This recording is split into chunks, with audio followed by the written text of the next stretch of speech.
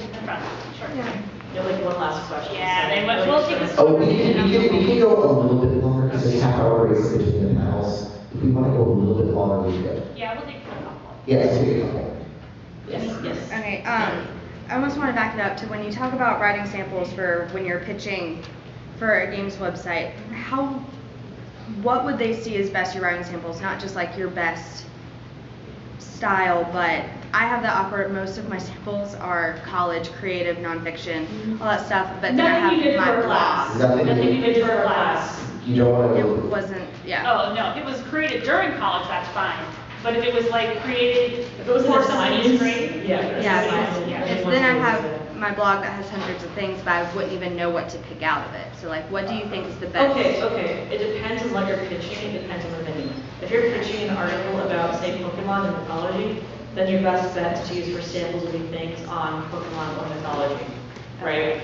So kind of keep it related. Ironically, the articles I used for that when I pitched it were Misunderstanding Anime, a place I will revisit someday, and then Long-Winded Rumination on Kill la Kill. And, Kill la Kill. 3 different styles showing that you can write very informally, casually, very formally, and something that blends the two together. So what You know what's a great one? This is why I have some cracked. If you can write something that would look good on Cracked, then you could probably apply that to almost anywhere, because Cracked is an excellent way of blending the casual with the educated. My favorite guy on Cracked is Paulie, guys whose last name I can't pronounce, because he has an amazing way of making it clever, accessible, and still having meat to it.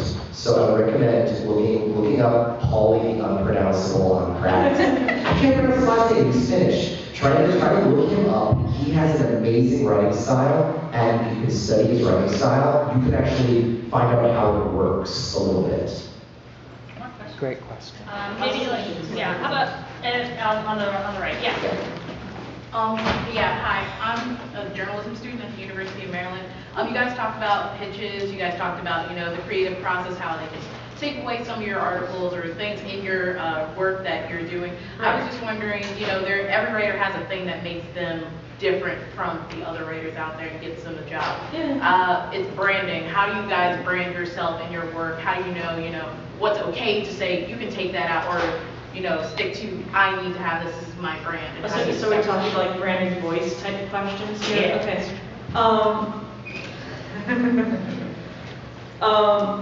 I have been so lucky in the venues I've worked with where the edits have been very minimal. And most of it's been like typos, or like this sentence grammatically doesn't flow very well, because I have this very bad habit of writing like I speak half the time. And I also apparently type in an English accent, which is very weird.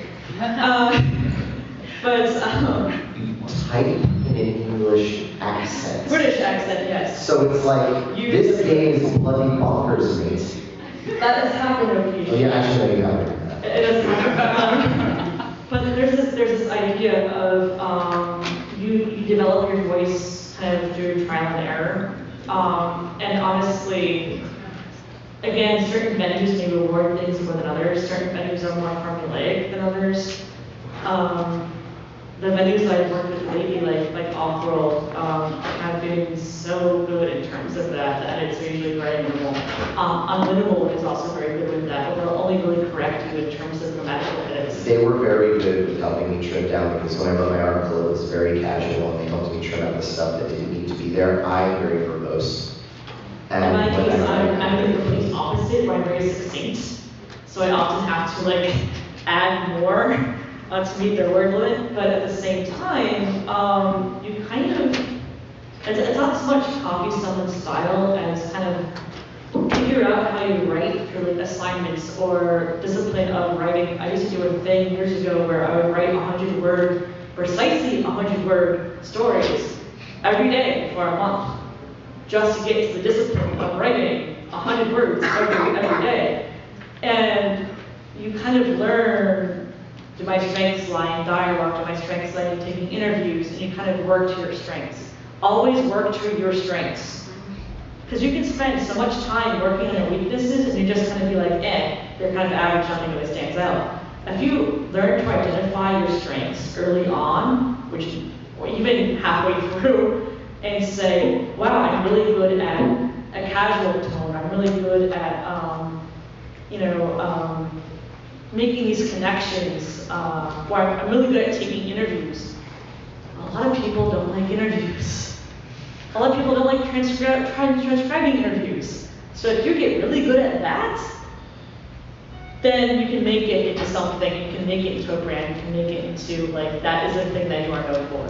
Here's another good book that I would recommend just from a style point of view, that is applied to interviews and research. If you have not read Console Wars, it is a piece of magnificent journalism that I do not know how Blake Harris wrote it from that point of view, whereas he's writing literally as the omniscient guy watching Tom Kalinske guide Sega. I don't know how he did it, but that is great if you want to look about how ways of blending everything together, because some sets are interviews and some sets are, I don't want to say like cinema verite, but it feels like cinema verite, and it's brilliant. The entire book is completely brilliant, and it's written in a way that is both casual and also serious, informative. I highly recommend Console Wars if you haven't read it yet.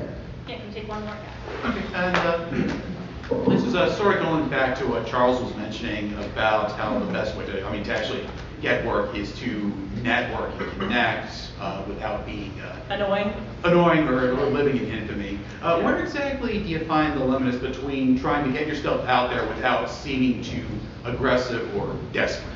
The best way aside from have a Twitter or Facebook, Twitter is best for this. Twitter is great. But also, if you're interested, if there are places that you like reading, like if you like reading Kotaku, if you like reading Offworld, just ask them for an informative interview. Not that you're pitching, but just say, hey, I want to talk to you about this, or hey, I like this article. Can I get in touch with that? Can I get in touch with the person who wrote it? Usually, more often than not, they're willing to help you out. I had a friend who used to write for Bleacher Report, and he got involved with Bleacher Report simply by commenting on Bleacher Report articles, and commenting in such a way that it wasn't just ZOMG WWE sucks. He would literally write 300-word posts that were direct responses to the articles. And one day he was approached by Bleacher Report and was like, would you like to write an article? I see this happen on Vox Media and Cage Site Seats. I read a lot of wrestling blogs. I see that people who write really valuable pieces tend to find a way to get noticed. Again, also following on Cage Site, again, it's not video games, but I'm sure you can find it somewhere.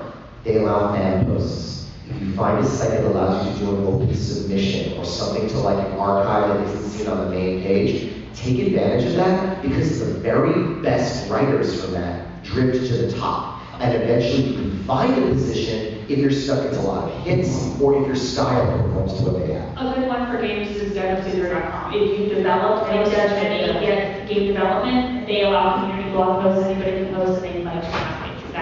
Now, that being said, in terms of how to kind of get noticed without being living in infamy sort of thing, is people talk to each other. People talk to each other a lot. Really small industry, by the way. Really small industry. Whether you're on the development side or on the writing side. We have both. Both. Yeah, development and It writing. is very small. And that's why things like MAGfest are very helpful, because I can say, hey, look,